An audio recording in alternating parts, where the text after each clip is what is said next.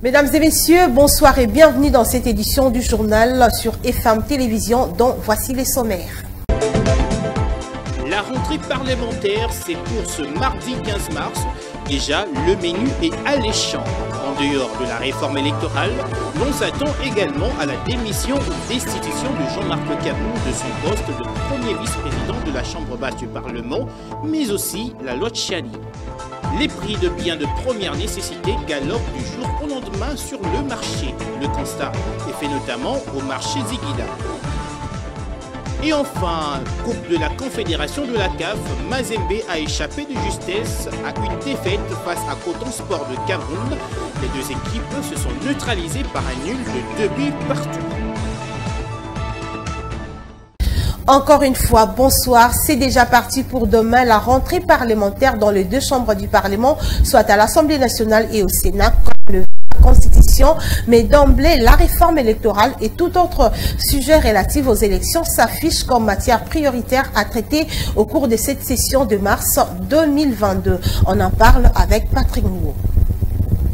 Il y a beaucoup à faire dans le chapitre du processus électoral, notamment sur le plan de texte dont a besoin la Commission électorale nationale indépendante pour décoller. C'est par exemple le cas de la réforme électorale sur laquelle avait martelé le président de la CENI, Denis Kadima, la semaine dernière alors qu'il rencontrait les présidents des deux chambres du Parlement.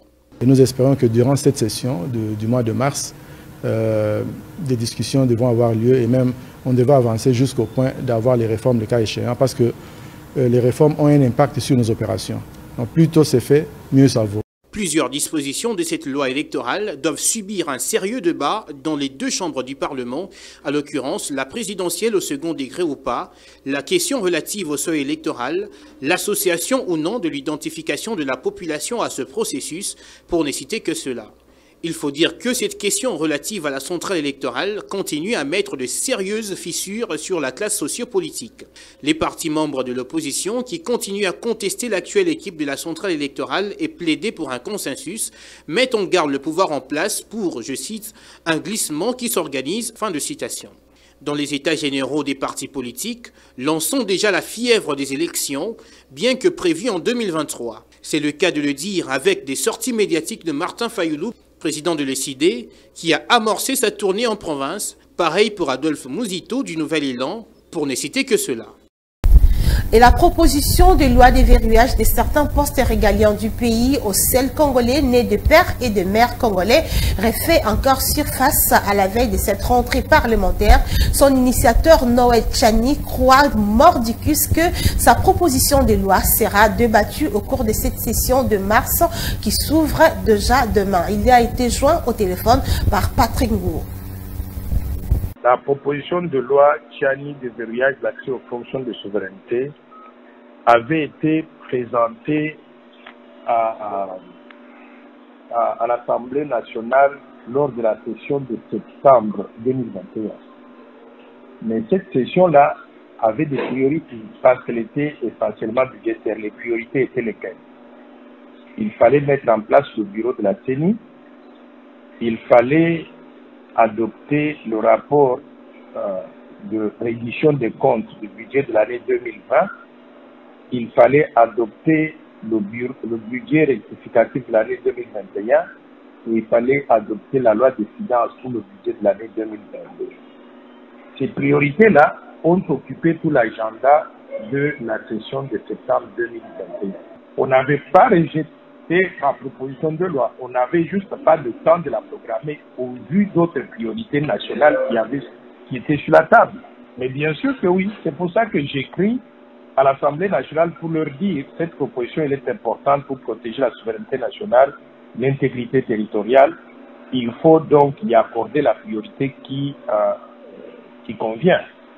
Bon, je suis un citoyen ordinaire, hein. Je ne peux pas prendre un bâton, aller taper sur les têtes de tous les députés. Okay. Il s'agit d'apprécier l'importance de la proposition de loi et de l'aligner en fonction donc des priorités que pays connaissent.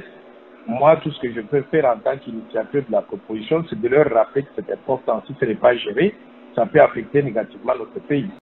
Parlement toujours, la session parlementaire de mars verra Jean-Marc Kabound libérer son fauteuil de premier vice-président de l'Assemblée nationale, soit par dépôt de sa démission ou encore carrément par déchéance. C'est ce qu'a dit Paul Chilumbu, député national, membre de l'UDPS. Tshisekedi, il s'est confié à Patrick Ngou. Ça sera la rentrée parlementaire, comme on dit. Je ne crois pas que cette question sera directement inscrite à l'ordre du jour. Donc il faut attendre en pleine session parlementaire. Mais maintenant là, je ne crois pas que ça va se faire dans l'immédiat.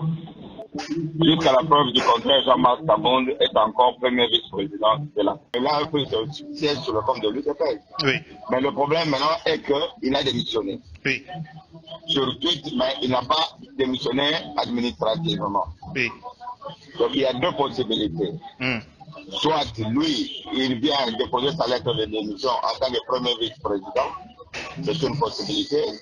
S'il ne le fait pas, on va le déchoir par l'Assemblée nationale. Il y aura une motion contre lui et puis on va le déchoir, c'est clair. Autre chose à présent, déraillement d'un train dans la province de Lualaba. Le bilan est revu à la hausse après les passages du directeur général de la SNCC à Luboudi, lieu du drame. On parle de 75 morts et 125 blessés. On se rend au Lualaba pour rejoindre notre correspondance Nancy Mboui pour plus de détails.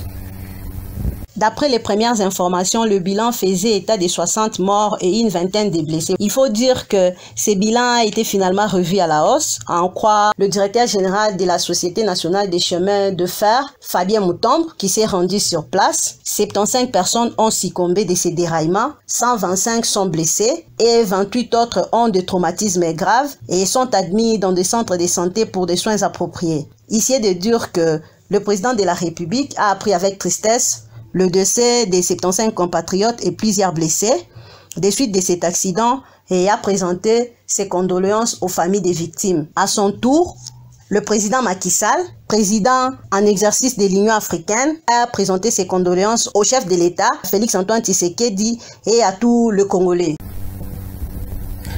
Et puis, le secrétaire général aux anciens combattants, le général-major Saint-Foros Kiabwanga, a visité le sergent-major Clément Ilunga, interné au centre de santé des références des anciens combattants à Kasavubu depuis le 9 mars dernier, suite à un malaise sanitaire. Reportage Rita Dinazé. Interné au centre de santé des références des anciens combattants depuis le mercredi 9 mars 2022, le sergent-major Clément Ilunga Mbaye, cet ancien combattant, a subi une intervention chirurgicale des hernies inguinoscrotales 2 jours après son arrivée au centre de santé. Après cet acte chirurgical, les patients approuvent une nette amélioration de sa santé malgré certains effets indésirables mais normaux constatés après intervention.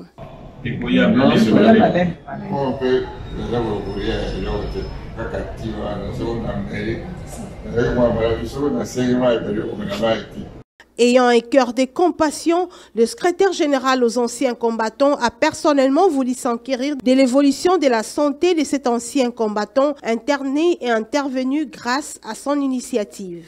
Voilà pourquoi le général-major Saint-Foros Kiabwanga a effectué cette descente auprès de celui qu'il considère comme l'un de ses fils. Pour rappel, le sergent-major Clément Ilunga Mbaye a été ravitaillé au centre de santé des références des anciens combattants urgemment depuis le mercredi 9 mars par la chargée des sociales des anciens combattants sur initiative personnelle du secrétaire général aux anciens combattants, le général-major Saint-Foros Kiabwanga, et cela après que les malades aient crié au secours dans les médias suite à sa santé qui s'est dégradée au jour le jour. En société, qu'en est-il des prix des produits de première nécessité? En tout cas, la flèche est montante et la situation est sans appel. C'est ce qu'illustre les tableaux que présentent les marchés Zikidam dans la commune de Kinshasa. Annie Akole et Absalom Koubelana ont fait ces constats. Ce constat sur la hausse de prix est sans appel. Par exemple, un sac de semoule qui se vendait jadis à 19 $, aujourd'hui se vend à 26 $. Un bidon d'huile végétale qui se revenait à 39 $, aujourd'hui galope à 42,5 $. Cette situation révolte plusieurs vendeuses de ce marché. Nous ne savons pas vendre, nous sommes troublés. C'est très grave. Nos enfants sont habitués au foufou, mais il n'y a pas de farine de manioc. On n'en trouve pas. C'est devenu difficile. Pour totaliser 90 000 francs pour le manioc blanc, c'est difficile. Par contre, d'autres promettent des actions des rues, car elles n'arrivent plus à supporter ce problème. Nous sommes un pays des enfants sans parents. Nous allons marcher, Fachi. Tu avais dit le peuple d'abord, nous ne voyons rien. Fachi doit ouvrir les yeux pour voir clair. Les gens qui l'entourent ne l'aident pas. Les prix ne font qu'hausser. Regarde le marché qu'on nous a construit. Une table à 500 000 francs. C'est difficile pour nous. Nous qui vendons à terre, on nous pourchasse. Nous nous demandons, le ministre de l'économie n'existe-t-il pas? Même si c'était la guerre de la Russie. Le produit qui coûtait 40 $ hausse jusqu'à 55 $. Pour rappel, le président de la République démocratique du Congo, Félix Tshisekedi, avait promis de faire du social son cheval de bataille, mais plusieurs témoignages prouvent le contraire sur terrain. Même situation hors de nos frontières, précisément au Cameroun, où la vie sociale devient de plus en plus intenable. On parle de la hausse des prix des produits de première nécessité, mais également la pénurie d'énergie électrique. Ruth Dinozé.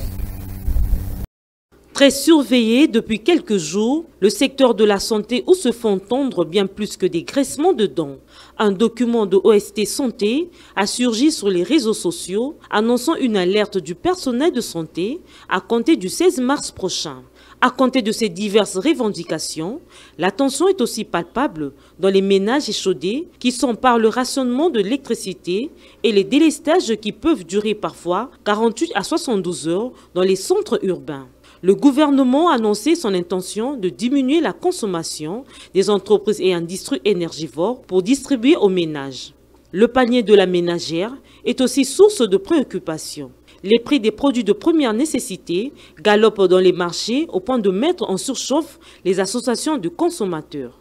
La situation des guerres en Ukraine va de mal en pire. De nouvelles attaques ont été enregistrées hier dimanche. L'armée russe a bombardé les différents lieux causant mort d'hommes, dont un journaliste américain et plusieurs blessés. Esther Siamouni nous en dit plus. L'armée russe n'est pas visiblement prête à déposer ses armes. Plusieurs attaques enregistrées hier dimanche, malgré le pourparleur de paix entre l'Ukraine et la Russie. Le frappes aériennes, que des lieux bombardés, dont une base militaire à l'ouest de l'Ukraine, la ville Nikolaïv, un centre de soins de santé, un monastère dans la région de Donetsk et plus encore. Il faut le dire que cette guerre met à l'épreuve non seulement l'Ukraine, mais toute l'humanité. Des blessés graves et plusieurs morts sont à signaler. Parmi eux, un journaliste américain des New York Times, Brent Reynolds, touché dans la voiture. Ils étaient 3, un Ukrainien et 2 journalistes étrangers. Les sources locales confirment qu'ils étaient la cible de soldats russes. De cette mort, les journalistes sont interdits d'entrer dans la zone des combats en Ukraine. Emmanuel Macron, président français, salue le courage des journalistes, précisant qu'avant lui, d'autres ont été pris pour cible. Assassinés, blessés, enlevés, parce qu'ils sont animés par le courage et un idéal qui est la liberté d'informer. Et le Premier ministre britannique Boris Johnson assure au président ukrainien que le Royaume-Uni continuerait à faire tout son possible pour mettre fin à ces conflits désastreux. Il promet par ailleurs 350 € pour le Britannique qui accueilleront des Ukrainiens. Geste que Zelensky considère des grandes aides et remercie le gouvernement britannique. Alors que le combat se poursuit en Ukraine, la situation préoccupe davantage les Occidentaux qui souhaitent infliger de nouvelles sanctions à la Russie et coordonner une réponse humanitaire. Elle prévoit des réunions au sujet de cette guerre cette semaine. En Europe, un immense élan de solidarité envers le peuple ukrainien y a traversé, du nord au sud et d'est en ouest. Cependant, les Européens tendent la main à ces peuples agressés et meurtris. Et en sport, la 4e journée des phases du groupe C a vécu hier dimanche au Cameroun dans le cadre de la Coupe des Confédérations de la CAF. Le tout-puissant Mazembe a fait un match nul contre le Coton Sport des Garoua. Plus de précisions avec Lionel Ngolo. Mais les deux faux scores, le Corbeau du tout-puissant Mazembe ont pu trouver un nul précieux pour la course à la qualification au quart de finale.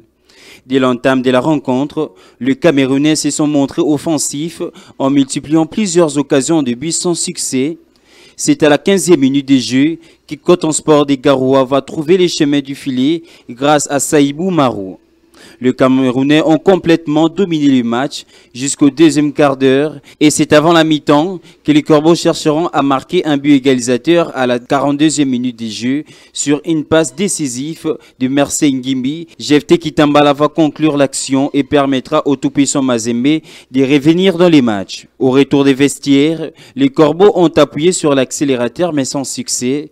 Coton Sport va encore marquer à la 67e minute de jeu sur une erreur défensive de Godé Massengo qui a marqué contre son camp, permettant ainsi aux Camerounais de passer devant ces matchs. Après quelques changements tactiques avec l'entrée de Trésor Mputu, Sosé Zemanga, c'est aux ultimes minutes de la rencontre, soit à la 94e minute de jeu, que le tout-puissant Mazembe va arracher un match nul de 2 buts partout grâce à Kevin Mondeko. Ce match permet au Corbeau de consolider sa première place dans ce groupe C avec 7 points dans 4 sorties. Et voilà, c'est par cette note sportive que nous bouclons cette édition du journal. Mais avant de nous séparer, le rappel des titres. La rentrée parlementaire, c'est pour ce mardi 15 mars. Déjà, le menu est alléchant. En dehors de la réforme électorale, l'on s'attend également à la démission ou destitution de Jean-Marc Kabou de son poste de premier vice-président de la Chambre basse du Parlement, mais aussi la loi Tchani. Les prix de biens de première nécessité galopent du jour au lendemain sur le marché. Le constat est fait notamment au marché Ziguida. Et enfin, Coupe de la Confédération de la CAF, Mazembe a échappé de justesse à une défaite face à Coton Sport de Cameroun. Les deux équipes se sont neutralisées par un nul de 2 buts partout. Point final à cette édition du journal. Mesdames et messieurs, merci de nous avoir suivis et restez branchés sur FM Télévision. Juste après ce journal, vous suivrez notre rubrique La Découverte. Merci de nous avoir suivis.